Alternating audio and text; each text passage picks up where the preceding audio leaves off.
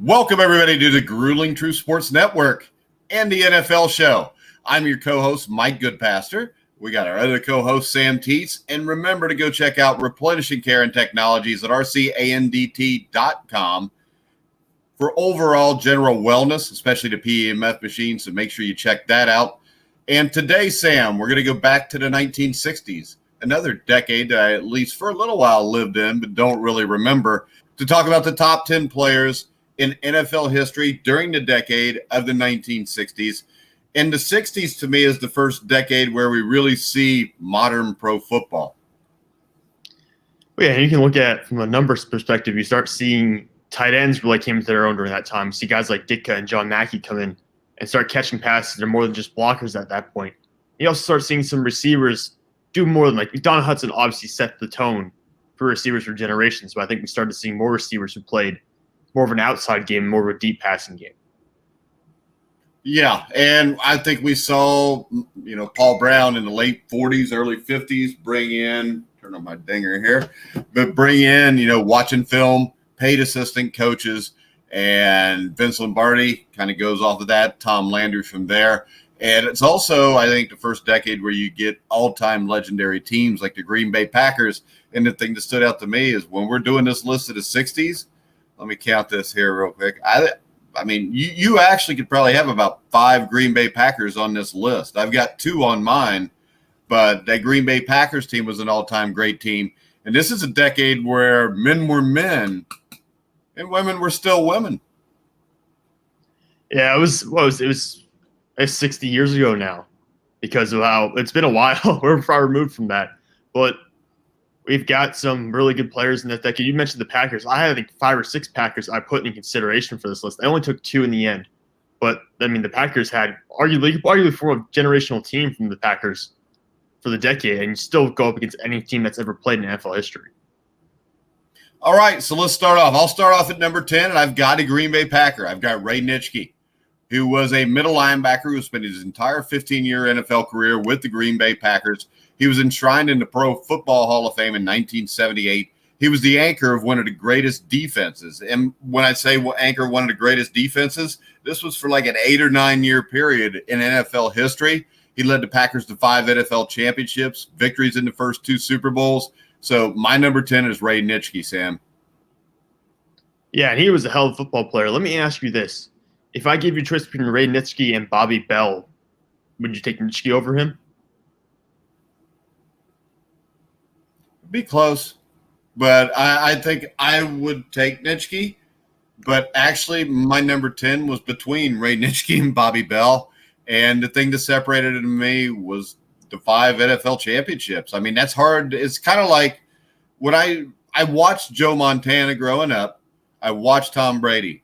I don't really think Brady is better than Montana. I think they're kind of the same, and the difference is just the amount of championships they won.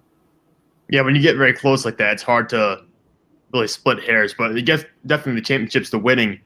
I think we've mentioned this before. It comes into a big factor when you get those teams that are very close together. And my other thing with Bobby Bell is this, all right? Bobby Bell in the 60s played in the AFL. Now, the AFL, once you get to about 64, 65, I think was closer to being on par with the NFL, but I don't think they really were on a par until you get to the late 60s. So the big separation for me, even over championships, is the fact that I think Ray Nitschke played against a better competition. Yeah, that's right. I definitely can understand that. My number 10 went a little bit of a different direction. I didn't go linebacker. I actually went on the offense. I took John Mackey. I took John Mackey because we've mentioned this before. He was physically built differently than players who played that position at his time. He was so big and strong compared to those guys. And he really set, I think, the tone for tight ends to come afterwards. Talk about Mike Ditka was also one of those guys. But I think I took Mackey over Ditka because of the role he played on the Colts, because that is a well-remembered team, a 3-time first-team All-Pro, 5-time Pro Bowler from the decade. I think John Mackey, I'm not saying he has to be on a top 10 list for a decade, but I personally think he belongs there. All right. I've got John Mackey at number 9, so I had him a little higher than you, so we're going to argue. Now, John Mackey, I think, was the first tight end to be a guy that could have played in the present day. The thing about John Mackey people forget was he was the first president of the National Football League Players Association following the AFL-NFL merger. He served from 1970 to 73. Mackey was a huge reason. Also, the NFLPA created the 88 plan, which in later years would support ex-players who require living assistance. And on top of that, just an outstanding player, 5-time Pro Bowler, was inducted into the Pro Football Hall of Fame in 1992. And he was just the second pure tight end ever selected to the Hall of Fame. Yes, it sounds like a guy who not just made an impact on the field, but also off the field and helping develop the league and helping get players their dues in terms of, they didn't always get the respect from owners, but apparently John Mackey went a long way to helping them out with that. Yeah, they got something at least. And the sad thing is John Mackey needed that kind of help for about the last half decade to decade of his life too, because I think he ended up with dementia also, which is a sad way to go. And it's even sadder that people, when they talk about the greatest tight ends, don't mention him because he was an all-time great player, Sam. Who do you got at number 9? Number 9, and I was conflicted about this because there were a lot of good defensive tackles from this era, but I took Bob Lilly at number 9. There are other guys out there like Merlin Olsen, Buck Buchanan, who I think were also deserving of a spot on this list. I ultimately side with Bob Lilly. He's got 7 Pro Bowls, 6 first-team All-Pro selections in the decade. I could understand some people wanting to put maybe like Merlin Olsen ahead of him.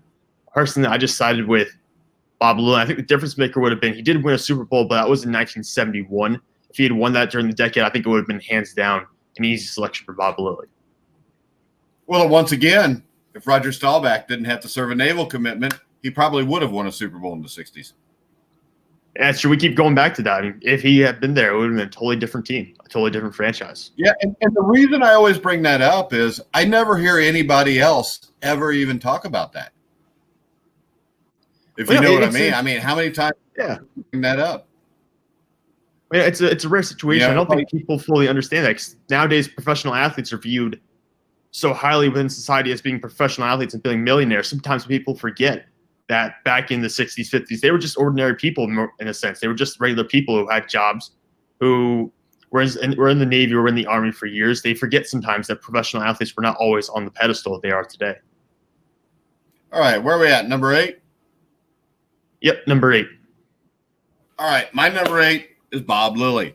Dominant force of the doomsday defense in Dallas, Bob Lilly was a first-team All-NFL choice every year from 1964 through 1969. He played in 96 consecutive regular season games, which back then, only 14-game seasons. So you're well around 220, 230 if he plays in all those, 16-game seasons. And I think some of those earlier in the 60s might even been 12 games. And when you look at Bob Lilly, I mean, he was a force of nature. He was dominant into the 70s, even after being dominant in the 60s. I think Bob Lilly is a guy that gets overlooked a lot, and especially he gets overlooked a lot because most of that Dallas team does from the 60s because they're kind of like the bastard stepchild of the Green Bay Packers. Yeah, something like that. And Bob Lilly is also important reminder. He was on the Pro Football Hall of Fame first team for all 1970s, so he was on both all-decade teams for the 60s and 70s. Shows you the kind of impact he had. And he was just a transcendent player. All right, what do you got, Sam? Number 8, I have Lance Allworth. I think this could be – you can make the argument this is too high for him, maybe switch him and Bob Lilly. But at the same point, 7 Pro Bowls, 6 first-team All-Pro selections. If you ignore his rookie season and look at what he did the rest of the decade, he averaged 95.1 yards per game. So that's a pretty good total for him, and he led the league in receiving yards 3 times, led the league in receiving touchdowns 3 times, and receptions 3 times. I think this is a huge step forward in receivers in terms of what they become. At the same point, I recognize if you want to move him down the list further, I would understand that as well. I would move him down completely off the list. I actually don't have anybody that played in the AFL on this list just because the level of competition, I still think until 1960, really 66, 67, there was a huge difference in the level of competition they played against.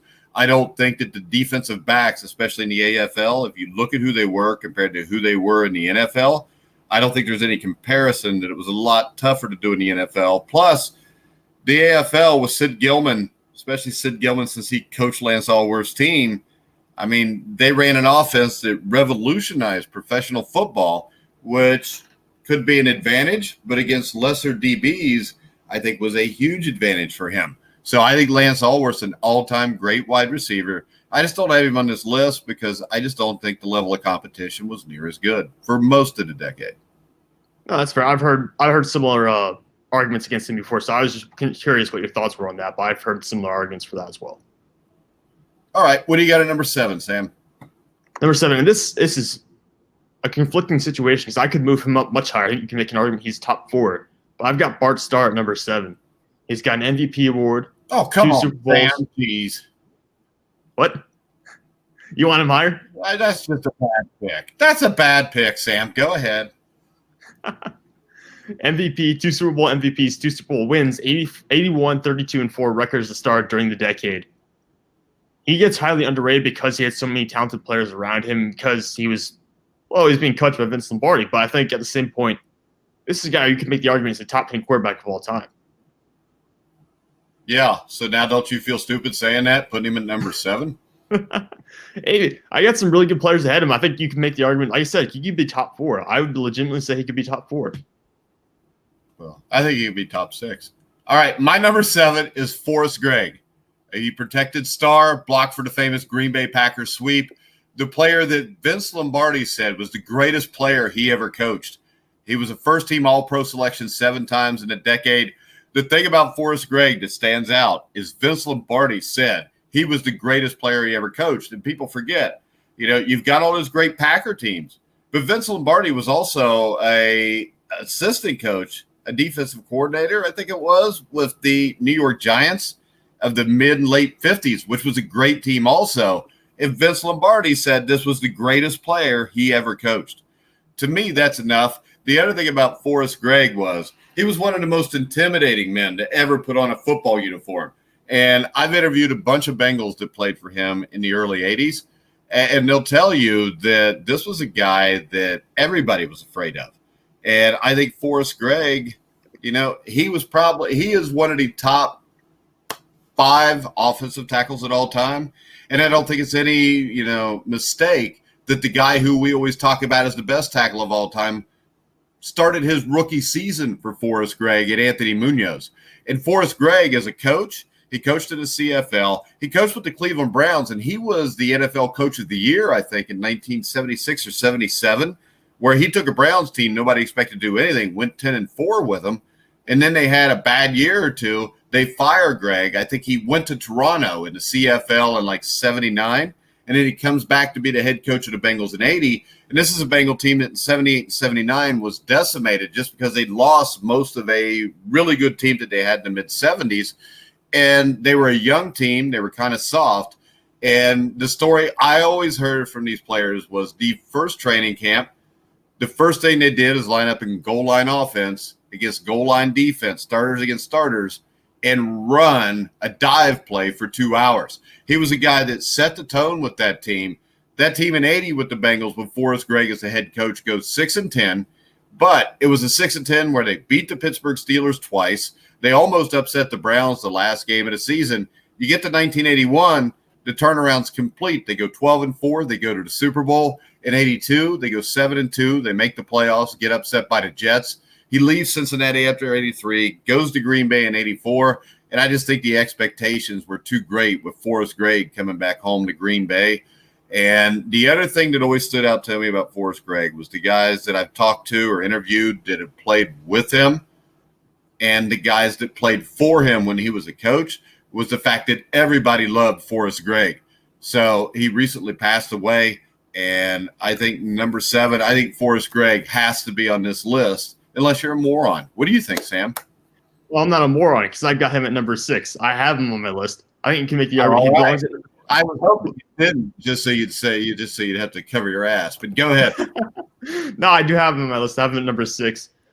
And like you said, this is one of the players who Vince Lombardi on a team that had, like you already mentioned, Bart Starr. We had Jim Taylor. It had Ray Nitschke. It had Willie Davis. They had so many good players on that team. And if he says Forrest Gregg is the best one, you have to respect that. You have to respect Vince Lombardi's opinion because he's possibly the greatest coach of all time. Another guy people never bring up on that team was Herb Adderley, who was one of the great cornerbacks of all time. And they had a cornerback tandem of him and Bob Jeter, one of the best tandems of all time. Jeter's another guy that's vastly underrated. So my number 6 is a guy who was a rival with the Green Bay Packers, and that would be Gale Sayers. Now, Devin Hester, I know, surpassed his kick return, punt return yards and all of that. But as a running back, his career was what, maybe 5 or 6 really complete seasons. He had the knee injury, which if Sam has watched Brian's song the way he was asked to, he'll know all about that. Right, Sam? I did. I didn't watch the whole thing. I watched parts of the thing, and I do know about the knee. You can't watch parts of Brian's song. Look, Mike, I was trying to avoid paying. I mean, you had the game in San Francisco where he scores 6 touchdowns, or is in Chicago against San Francisco with the 6 touchdowns. He still had a combined almost 10,000 yards for his career, scored 336 points. And if there's anybody that was a better open field runner than Barry Sanders, it was Gale Sayers. And Gale Sayers was a more complete player than Barry Sanders. So my number 6 is Gale Sayers, Sam. Yeah, well, I'm not far off. My number 5 is Gale Sayers, actually. So you and I are pretty close together on this one so far. But for all the reasons you mentioned, he led the league in rushing yards per game 3 times, total rushing yards twice. Again, this is one of the biggest what-if situations, I think, in NFL history if he stayed healthy for the entirety of his career. So we could be looking at a guy who, in terms of numbers, would still be a top 5 running back. I think in terms of talent, you can make the argument he's a top 5 running back of all time. I don't know if I put him there personally, but I think you can make that argument. If he had stayed healthy, we would be talking about this guy in the same conversation as Barry Sanders, Emmitt Smith, and possibly even Jim Brown. I think that he would probably lead off a lot of conversations with Jim Brown, because a lot of older people that I know that saw him play swear he was the greatest running back they ever saw. The only thing I've seen are clips and talked to people that saw him play. But Gale Sayers, like I said, when you watch the film of him running in the open field, I don't know that anybody's ever been better at him doing that. And the thing that is really interesting is the Chicago Bears played in their last championship game until 1985 in 1963. All right. They beat the Giants and Y.E. Tittle 14-10 to win the NFL championship. And then a year later, they drafted in the same draft Gale Sayers and Dick Butkus. And they never made the playoffs. I mean, how can you get Gale Sayers and Dick Butkus in the same draft and never make the playoffs? I mean, it was the fact that Chicago Bears, as a franchise, even to this day, have not had a great quarterback since Sid Luckman, who played in the 40s and the 50s. Well, yeah, you have those great all-time great players on your roster. You have to be able to go out there and win games. But as you mentioned, they haven't had a notable quarterback in a long time. They're still looking for it. They got Mitchell Trubisky and Nick Foles playing for them today. Yeah, you had Jim McMahon, who was a solid quarterback, but he had the injury issues. Vince Evans got him to the playoffs in the late 70s, but that was more of a Walter Payton just running for 2,000 yards almost every season. And I mean, it's just shocking when you think back. If you tell people in 1964-65, the Bears are going to draft one of the greatest running backs of all time, maybe the greatest middle linebacker of all time, they're going to think that 1963 championship is going to be followed up by another championship. But they never made the playoffs again until 1977 when Payton was there, and Sayers and Butkus were long retired. Yeah, it's astonishing how long it took for them to get back to that point and be that competitive team. Looks like Greg Gorecki's here, Mike. He's arrived a little late, though, apparently. Well, he could have been listening. Oh, he says arriving late. All right. Yeah. What's up, Greg? All right. So we are at number 5. My number 5 will be Bart Starr. And there were a ton of Hall of Famers on this Packers team during the 1960s. Starr was one of them. He not only won the MVP of the first 2 Super Bowls, he also engineered a classic drive in the iconic Ice Bowl. If you watch it, he did complete some passes to do that. And also, people forget in 1966 in the NFC Championship game, he goes to Dallas in the Cotton Bowl and outscores Don Meredith 34-27. So he wins a defensive struggle in the ice. The year before, he wins a shootout 34-27. I think Bart Starr was like 9-1 in career playoff games. I don't think he ever played a playoff game or a Super Bowl game without a passer rating of 100 or above. And when you look at that, I think that people tend to vastly underrate him because, number one, he was unassuming. He just did his job. And number 2, there were so many other superstars on that team with big personalities like the Paul Hornings that he just kind of got swallowed up there. So that's why everybody still thinks I'm nuts. But I still think if I'm listing the Green Bay Packers' greatest quarterbacks of all time, number 1's Bart Starr, number 2's Aaron Rodgers, and number 3's Brett Favre. Yeah, I mean, I think you've got a sincere case for that, honestly, because Bart Starr, you talked about this. Vince Lombardi said he's one of the most important players their dynasty that he's ever had. He said that he was one of the most important guys they had because he understood how to work with Vince Lombardi. Vince Lombardi was not always the easiest guy to get along with, but Bart Starr knew what he was doing, knew how to handle it professionally, and he became one of the smartest players in the league by the time he was retiring because he knew exactly what he had to do to win games. Yeah. Who do you have? You got number 4 now, right? Or are you number 5? No, my number 4. My number 4 is Dick Butkus. I think if he had played longer, it's like he was another player who had some injury issues towards the end of his career there. He really kind of flamed out early in the 70s because of injuries, but was a dominant player during the 60s. You brought him up. You said he could be potentially the best inside linebacker of all time. I think he's in that conversation. I don't think he'd be number 1, but he's certainly around that area. And 5 Pro Bowls, 3-time first-team All-Pro within a decade. Just a pure physical force. I think there's very few players you watch on tape from their eras who jump out like Dick Butkus does.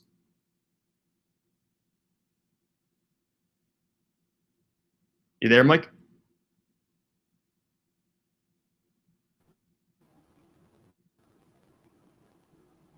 You there, Sam?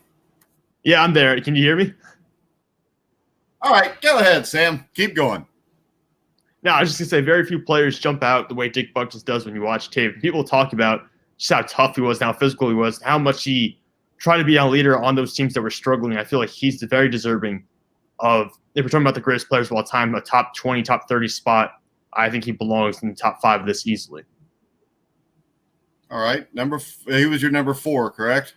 Yep, he is my number 4. All right. My number 4 will be Deacon Jones.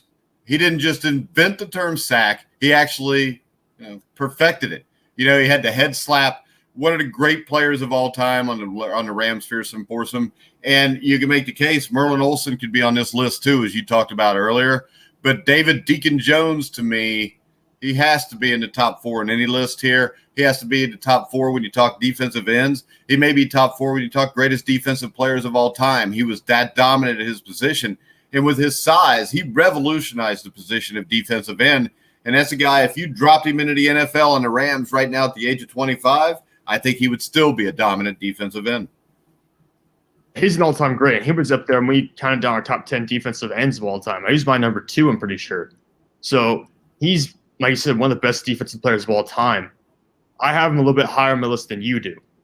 I think I got him 2 spots. And I've got no problem with that. My problem was my number 3 is Johnny Unitas. And I really wanted to put Bart Starr above him. And I probably should have. I may be crazy for saying that, but he won the MVP award twice in the 60s, 64 and 67, made the Pro Bowl 7 times during the decade. And when you're talking about a 2-minute drill, to me, the guys that stand out are John Elway and John Unitas. So what's that teach you, Sam? That he's one of the all-time greats? No, that teach you if you have a son and you want him to be a quarterback, name him John. Apparently. Now, I have him at number 3 as well. 2 MVPs during the decade, 3-time first-team All-Pro. He had a 76-39-3 record during the decade. I don't think he won a Super Bowl he won championships in the 50s and he won a Super Bowl in 1970, but didn't win anything during the 60s. Well, the problem with him in the 60s was he always ran into the Green Bay Packers. Yeah. Well, that was just the dominant team. You can't really do much about that. Yeah, it was the same thing. I mean, with the Rams, when they'd run into the Packers in like 67, and then by 69, they're running into the Vikings, who were a great team. So number 2, I have Dick Butkus. I think he is possibly the most feared tackler the game has ever seen. He played all 9 seasons as a member of the Chicago Bears. Didn't have a lot of help around him either on offense or on defense. He finished with over 1,000 tackles to his name. And I just think this, when you just say the name Butkus, I think if you're an offensive lineman from the 60s or a running back or a quarterback, you probably still get a little bit afraid. Yeah, I mean, that's really how it is. He was that kind of intimidating player. And we saw guys in the future do that same thing. We saw guys who be the intimidating middle linebacker. But, I mean, if we're talking about the best of all time, Butkus has to be up there. All right, Greg Gorecki loved Deacon Jones, later became an owner of the Calgary Stampeders in the 1990s. Now, actually, I'm a huge CFL fan, Greg. I did not know that. So there you go. Sam's never given me something I didn't know. One day, Mike. One day, okay? One day. All right. Where are we at? Number 2 for you, correct? Yeah, my number two is Deacon Jones. Just for everything we've talked about, I know the sack totals were unofficial, but he had multiple seasons where he claims to have had over 20-plus sacks. And if we're talking about just the best player along that, I mean, it was a great defensive line that he's a part of. If we're talking about the best player on that line, it was Deacon Jones. So I think that stands out. And to me, he's an argument for being the best defensive end of all time. So I think he has to be top 3 in this conversation. All right. Now, we'd both have to be idiots to leave off Jim Brown. So I'm guessing Jim Brown's your number 1, just like mine? Yeah, absolutely. It has to be Jim Brown.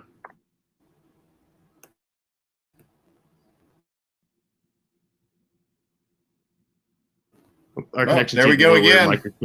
Yeah, are you still there? All right, we're back. So I'm assuming Jim Brown is your number 1? Yeah, Jim Brown has to be number 1. All right. You going to talk about him at all, or are we just going to leave it go? Yeah, no, I'll throw out a few things. He was 1965 MVP, an NFL championship, 5-time first-team All-Pro. He averaged 103.8 rushing yards per game during the decade. And we've talked about this in the past. His size and just physicality was something at that point. The NFL wasn't used to that kind of player. They were a player about his power and his strength. And you watch the tape of him playing with defenders, I mean, even the linebackers look small. Like, they look like little kids to him, like high schoolers trying to tackle a grown man. So it's just very different. He's a very different physical specimen for the NFL. Yeah, and when you look at the numbers, I mean, he's head and shoulders above everybody. He was selected 8 times as a first-time All-Pro, and that's at least 2 more times than almost any other running back. He averaged 5.2 yards per carry, which is more than any other running back with at least 2,000 career yards. 9.5 yards per reception is more than everybody except Gale Sayers, who was 11.7. Brown was named the NFL MVP as a running back 3 times. He's the only running back in the history of the NFL to average 100 yards rushing per game. Now, the thing that really gets it is in Brown's 9 pro seasons, he led the league in rushing yards all but 1 year, which was 1962. When you look at that, I don't see how you could not have him at number 1. No, I think he was probably dominated his position more than any other player's dominated position in NFL history. And one of the things I wanted to bring up really quickly is I think Brown has more receiving yards per game and receiving yards per season than Barry Sanders does. So he's even more complete player than guys who played later in decades where receiving was much more common.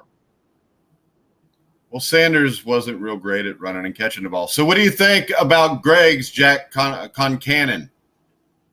So you're talking about what was it, quarterback for the Chicago Bears that didn't really go anywhere?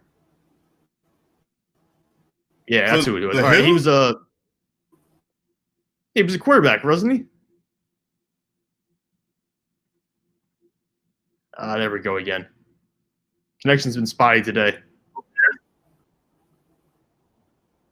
You still there, Mike? I think Gregg was kidding, though, just from the.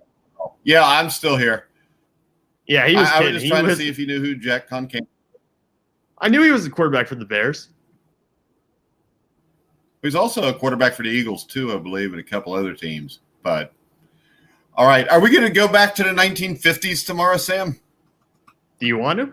I'm down. I'll do it. I'll do another one if you want to go. 40s, 30s, 20s. All right. We'll go all the way back then. We'll keep going in our time machine. We'll keep doing it. We'll even go back to years where there was no football. When Jesse James was the number 2 player of all time in the 1880s. But, all right, guys. I do want to bring up one thing. Hold on. We got another comment from Greg. We'll throw it up here. One of the Bears quarterbacks that never made the playoffs along with Bobby Douglas. But Bobby Douglas was one of the first great running quarterbacks. I don't know if it's because Bobby was a great runner. The Bears' offensive line was so bad he had no choice but to run. So, I mean, still, when you list the greatest quarterbacks your franchise has ever heard or had, and your number 1 starts off with a guy that played in the 1940s, you got issues. Yeah, that says a lot about what's going on with your modern teams. But Mitchell Trubisky's their quarterback this year. Hey, Mitch might be top 5 all time for the Bears right now. He did take him to the playoffs once. Hey, he made 1 Pro Bowl already. He's already halfway there. Yeah, there you go. That qualifies him right there. But, all right, Sam, where we can find you at Sam Teets 5, correct? Sam Teets 33. But we close to time. It was very close, enough. Mike. Yeah. Not many people have the name Sam Teets in the last This page was number 5. But I want to make sure you check out thegruelingtruth.com. Thing you will find on there. Oh man, will be that there will be no political talk. We're just talking sports. I don't care about the political stuff. I do, but not when I'm watching a sporting event. So we're going to try to stay away from that. So Shelly, if you're out there, I'm sorry I didn't put your article up this morning, but I think people are beat over the head with things so much that after a while they just want to sit back and actually get away from reality. So that's what we're going to do. We're not ESPN. We're not bought and paid for. We don't have a slant either side. Because I can promise you this, I won't vote for Donald Trump or Joe Biden because I think they're both scumbags. So, and I think everybody should wake up and take off the damn mask. Sam, anything before we close it out? I'm just looking forward to going back a little bit more tomorrow and going back into the 1950s. All right. And look forward to next Wednesday when we do the 1920s. Yeah, that's going to be an interesting one. Oh, I'm ready. I could give you a top 10 off the top of my head for the 1920s. Man, when I was a kid, all I did was read about stuff that happened long before I was born, which has worked out pretty good, which is also why we won't do a top 10 players of the 2000s. Tom Brady's number 1, though, either way. All right, guys, make sure you check out Replenishing Care and Technologies, rcandt.com. We will actually have a show coming up probably tomorrow at 2:30 live where James Comerford, the founder of Replenishing Care and Technologies, will be on to actually demonstrate the PEMF. So make sure you check them out again at rcandt.com. Sam, I think we're done for today, and we will be back tomorrow at 1 o'clock to talk the top 10 players from the 1950s. So for now, for Sam Teets, I'm Mike Goodpaster. You've been watching The Grueling Truth, where the legends speak.